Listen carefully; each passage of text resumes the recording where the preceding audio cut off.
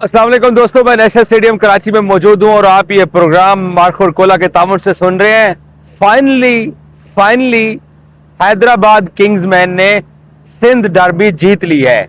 उन्होंने कराची किंग्स मेजबान टीम और नेशनल स्टेडियम कराची टीम का होम ग्राउंड कहा जाता है, समझा जाता है, और होम ग्राउंड है भी सही कराची किंग्स का।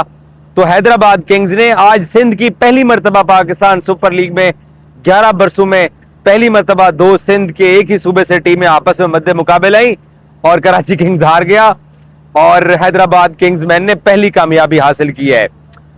इससे पहले पंजाब के अंदर पाकिस्तान सुपर लीग की टीमें, जैसे आपको मालूम ही है कि लाहौर कलंदर्स और मुल्तान सुल्तान एक ही सूबे से दो टीमें थी, एक क्वेटा की टीम थी और एक इस्लामाबाद फेडरल टेरिटरी से पाकिस्तान सुपर लीग की टीम, और फिर अब पिंडीज भी पंजाब के अंदर है तो उसकी भी टीम आ गई है। बट सुबह सिंध से दो टीमें पहली मर्तबा बनी और जब भी कभी किसी एक शहर से या एक प्रोविंस से दो टीमें किसी भी स्पोर्टिंग इवेंट के अंदर खेलती हैं तो उसको डर्बी का नाम दिया जाता है।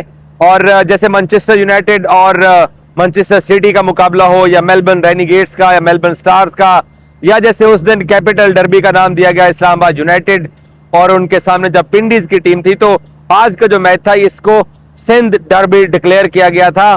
डर्बी बेसिकली घोड़ों की रेस की एक रेस का नाम है, लेकिन जब भी इस तरह का कोई कंपटीशन होता है तो उसको डर्बी का नाम दिया जाता है और ये स्पोर्ट्स की एक पुरानी इस्तिलाह है जो कि सदियों से इस्तेमाल होती आई है।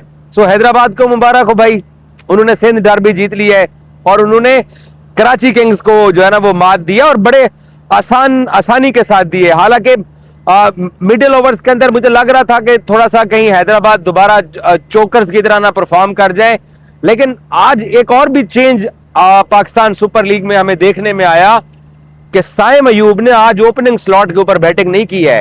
पेशावर ज़ल्मी के अंदर जब वो पाकिस्तान सुपर लीग खेल रहे थे तो तब वो बाबर के साथ ओपनिंग करते थे। उसके बाद किंग्समैन के अंदर आए, किंग्समैन ने भी उनको अब तक जितने भी मैचेस थे उनको ओपनिंग पे दिया और ना सिर्फ ओपनिंग पे नहीं खिलाया बल्कि वन डाउन पोजीशन के ऊपर भी नहीं खिलाया, टू डाउन पोजीशन के ऊपर जाकर साइम अयूब को बैटिंग मिली है। बट साइम टू डाउन के ऊपर भी जाकर बैटिंग नहीं कर सका है और उससे स्कोर नहीं हुआ है। पता नहीं इस बंदे का जो बैड पैच चल रहा है, दुनिया कहां से कहां पहुंच गई है। बाबर के ऊपर T20 का एक बहुत बड़ा बैड पैच था, उसने फॉर्म गेन कर ली है और प्लेयर्स बैटिंग कर रहे हैं, लेकिन साइम अयूब के जो बुरे दिन है वो खत्म ही नहीं हो रहे हैं। तो फिर end of the day private franchise league है, आप सबसे महंगे इस पाकिस्तान सुपर लीग में अगर डायरेक्ट साइनिंग में सबसे ज्यादा किसी प्लेयर को पैसे मिले हैं तो वो साइम अयूब को मिले हैं और साइम अयूब साहब परफॉर्म नहीं कर रहे हैं। तो फिर आज जैसन गिलेस्पी ने ओपनिंग स्लॉट से हटा दिया, नंबर 4 के ऊपर खिलाया, वहां पर भी भाई से परफॉर्म नहीं हुआ, तो टीम उनकी जीत गई है। लगातार 4 मैचेस हारने के बाद हैदराबाद किंग्समैन की यह पहली कामयाबी है। और आज पाकिस्तान सुपर लीग का जब मैं आपसे ये बात कर रहा हूं तो हर टीम के 5-5 मैच आज मुकम्मल हो गए हैं और अब हर टीम के अगले 5-5 मैच रहते हैं। बुनियादी तौर के ऊपर पाकिस्तान सुपर लीग आज हाफ कंप्लीट हो गई है। प्ले ऑफ और फाइनल को छोड़ के जो राउंड मैचेस हैं हर टीम ने, क्योंकि 10 मैचेस खेलने हैं, तो आज हाफ सुपर लीग कंप्लीट हो गई है। सबसे पहले 9 पॉइंट्स के साथ पॉइंट्स टेबल के ऊपर जो नंबर 1 टीम है वो है पेशावर ज़ल्मी, क्योंकि उनका एक मैच इस्लामाबाद यूनाइटेड के साथ बारिश की नजर हुआ था, उस वजह से जो पेशावर ज़ल्मी है वो कोई मैच अब तक नहीं हारे हैं। उन्होंने 5 मैचेस खेले हैं, 4 जीते हैं, उनके 9 पॉइंट्स हैं पाकिस्तान सुपर लीग के अंदर। बाकी लाहौर कलंदर भी 5 खेल के लाहौर कलंदर ने भी 5 मैचेस खेले हुए हैं, 3 हारे हुए हैं, 2 जीते हुए हैं। एक ये लाहौर में बॉल टेम्परिंग वाला मैच कराची किंग्स के साथ हारे थे और कलंदर्स फिर आज भी बुरी तरह हारे हैं और 2 दिन पहले इस्लामाबाद यूनाइटेड के सामने भी वो बुरी तरह हारे थे। इसी तरीके से ग्लैडिएटर्स ने भी 5 खेले हुए हैं, 2 जीते हुए हैं, 3 हारे हुए हैं। पिंडीज ने 5 खेले हुए हैं, 5 के 5 हारी हुई है पिंडीज। इस्लामाबाद यूनाइटेड का बाय द वे रिकॉर्ड बहुत अच्छा है, उनके 8 पॉइंट्स हैं। इस्लामाबाद यूनाइटेड की टीम ने इस टूर्नामेंट के अंदर बहुत अच्छा परफॉर्म किया। बाकी जो टीमें हैं, किंग्समैन आपके सामने ही है, कराची का भी यही हाल है कि कराची किंग्स जो है वो 5 खेली है, 3 वो लाहौर वाले जीते थी, यहाँ कराची आके दोनों के दोनों मैचेस हार गई है। तो यहां पर भी अभी तक उनको कोई मतलब लाहौर कलंदर और कराची किंग्स जब से यहाँ नेशनल स्टेडियम में खेलने आए हैं, माशाल्लाह दोनों हार रहे हैं। उधर दोनों 3-3 जीत के आए, इधर दोनों आगे 2-2 हार गए। हैदराबाद किंग्स वहां पे हारी हुई थी, यहां आके जीत गई। पेशावर ज़ल्मी वहां पे भी जीत रही थी, यहां पर भी आके पेशावर ज़ल्मी 3 मैचेस जीत गई है।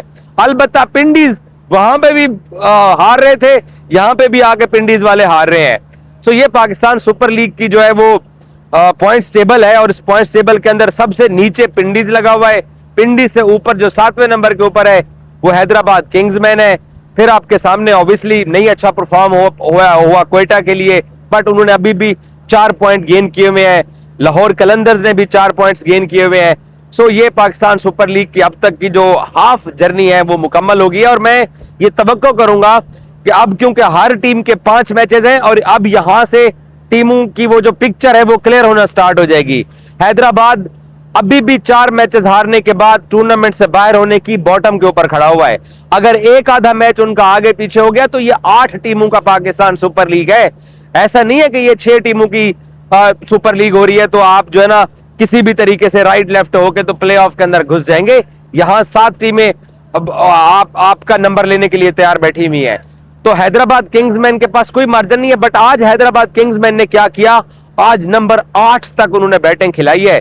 इरफान नियाजी और हसन खान ने टारगेट चेज किया तो 6 विकेटें गिरी हुई थी, 4 विकेटों से कामयाबी हासिल की, बट दोनों मुस्तरद बैट्समैन खड़े हुए थे और दोनों ने मैच जितवाया अपनी टीम को।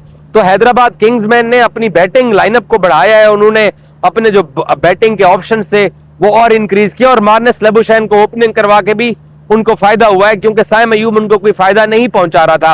और प्राइवेट लीग में ऐसा ही होता है। साइम अयूब अच्छा क्रिकेटर है, हम सब लोग उसके ऊपर क्रिटिसाइज भी करते हैं, जब अच्छा खेलता है उसकी तारीफ भी करते हैं, लेकिन वो भाई फंसता जा रहा है, वो भाई नहीं निकल पा रहा। तो उसको अपने आप को ठीक करने के लिए अब थोड़ा सा टाइम लेना चाहिए। अच्छी बात है नंबर, मैंने श्रीलंका में T20 वर्ल्ड कप में खड़े होकर कहा था कि अगर वो ओपनिंग स्लॉट के ऊपर नहीं चल रहा है तो उसका नंबर चेंज कर दो, और यहां नंबर 4 के ऊपर अगर वो नहीं चल रहा तो नंबर 6 के ऊपर खिला दो। बट उसका कॉन्फिडेंस वापस तो है ना, उसको स्कोर तो खुद ही करना है। सो ये पाकिस्तान सुपर लीग के अंदर अब सावधान है ना, हर प्लेयर से अच्छा परफॉर्म होता है ना हर प्लेयर से बुरा परफॉर्म होता है, तो आपकी परफॉर्मेंस जो है ना वो ऊपर नीचे होती रहती है। बट साइम का बैड पैच वही है जो रिजवान का चल रहा है। सो मैं तवक्को करूंगा कि वो इस बैड पैच से और बुरे हालात से वो बाहर आए। बहरहाल किंग्समैन को लगातार 2 रातों के अंदर 2 मैचेस खेलने हैं। कल रात फिर किंग्समैन मैच खेलने के लिए आ रहे हैं, और ये मैच खेलने के लिए आ रहे हैं इस्लामाबाद यूनाइटेड के खिलाफ। इस्लामाबाद यूनाइटेड के खिलाफ जो इनका मैच है, तगड़ी टीम है इस्लामाबाद यूनाइटेड की, और किंग्समैन ने अब मोमेंटम पकड़ लिया है। ग्लेन मैक्सवेल के आने से किंग्समैन की जो बैटिंग लाइनअप है अब कंप्लीट लग रही है। भाई साहब ने आज स्कोर तो नहीं किया, मैच तो नहीं जितवाया, खड़े रहे, ऊपर उठा के मार दी और कैच आउट होके चलते बने, लेकिन मैक्सवेल के आने से किंग्समैन मजबूत हो गया है। डेविड वार्नर जो है वो भी दस्तयाब होंगे अपनी टीम को। सो आई विश के किंग्समैन जो है वो इस्लामाबाद को कल टफ टाइम दे और हमें एक अच्छा मुकाबला देखने को मिले। Thank you so much.